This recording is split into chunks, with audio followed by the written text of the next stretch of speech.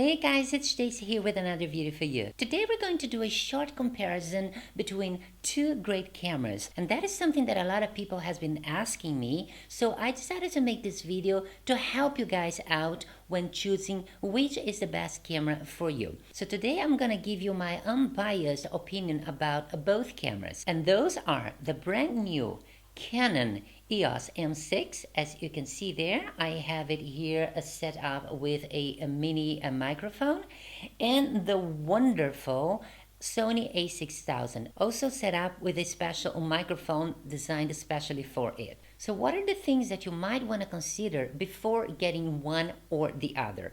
Let's start with the price. First of all, the Canon EOS M6 is the most expensive of them all. The body with a kit lens of 15 to 45 millimeters will cost you about 950 euros. I decided to buy the body only and then go for the 22 millimeter, which made it a little more expensive because the 22 millimeter has a 2.0 aperture, which means it is brighter and better when filming in low light situation.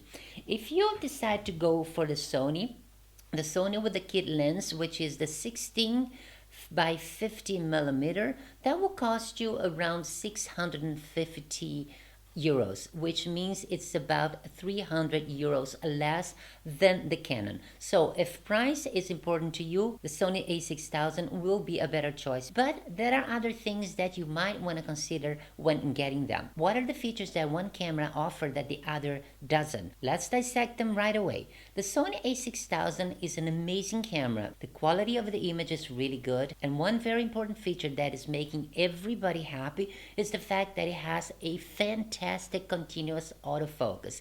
It's very fast and very precise. So this is one of the features that made me want to buy this camera. The Canon EOS M6, which is the brand new by Canon, it also has a good continuous autofocus, but is not as fast as the Sony a6000.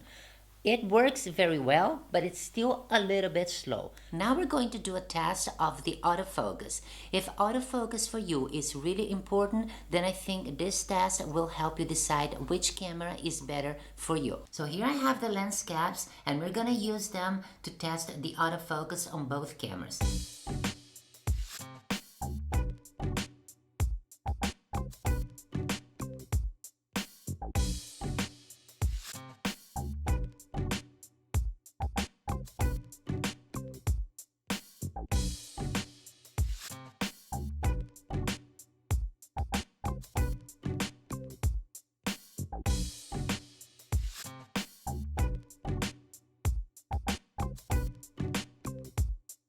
As you can see, the Canon EOS M6 is quite slow compared to the Sony. The Sony is extremely fast, and this is one of the biggest features on this camera. So if the continuous autofocus is important to you, both cameras do a good job. The only difference is that the Sony is extremely fast and the Canon is a little bit slower, but it still focuses very well. So depending on how you intend to use this camera, it might let you down once in a while. But from the tests that I've done so far, it's good enough for me, and that is my personal opinion. One of the other things that might make you want to choose one camera over the other is the overall look of the image. Right now, you are seeing the image of the Canon EOS M6. As you can see, it's completely different from the Sony a6000. Of course, this all can be changed in post-production when you can tweak a little bit the image look.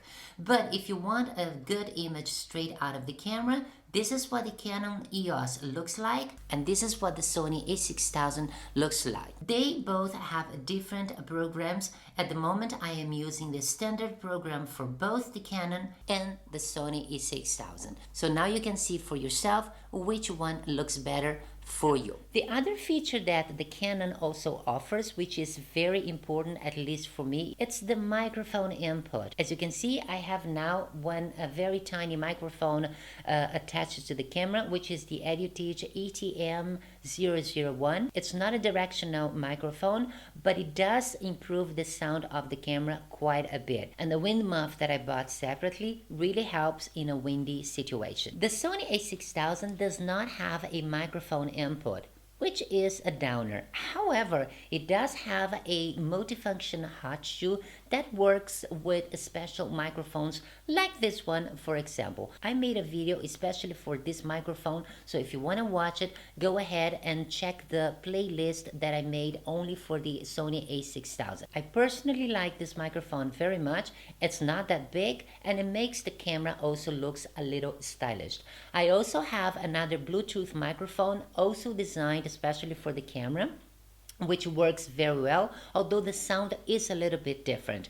If I have to choose between this and the other, although the Bluetooth microphone is a little smaller, this one sounds better, and that is my opinion. At this moment, I am recording with both cameras at the same time. Here is the Sony a6000 using the microphone that is actually designed for it. Only this type of microphone will work with this camera because it does not have a microphone input, but it does have a what they call multifunctional hot shoe. That hot shoe will work with the microphone as long as the microphone is specially designed for the camera. So this is the sound of the microphone on the Sony a6000. And here I have the Canon EOS M6. The microphone that I'm using with this camera is the Edutige ETM001. This is a very tiny microphone, and because this camera has a microphone input, that gives you a lot more flexibility when choosing your microphone. Any type of microphone should work with this camera because of the microphone input. So that's the plus for this camera, and this is the sound of the Edutige microphone. The Canon EOS M6 has one thing that every vlogger loves, and that is the flip up screen. Obviously, when you are vlogging, you really want to know if you're in frame. So using the flip up screen will give you that possibility. The Sony a6000 also has a flip screen, but it's not up. This is the highest that it goes, so that means that you cannot see yourself when vlogging. And this is why I decided to buy an extra monitor when I'm filming at home, and I need to know whether I'm framing whatever I'm showing to you. But the fact that this camera has such an incredible autofocus, I'm keeping it because it's really good. Another great feature that the Canon EOS M6 has is the in-body image stabilization. That means it should help your videos look a little smoother than normally. Obviously, if you are using the kit lens, which also has image stabilization, the combination of the image stabilization on the lens and on the body will make your video look much better than if you use only the in-body image stabilization. For instance, the lens that I have attached to the camera, which is the 22mm, does not have image stabilization. So when I'm filming, the only image stabilization in action will be the one that comes with the camera.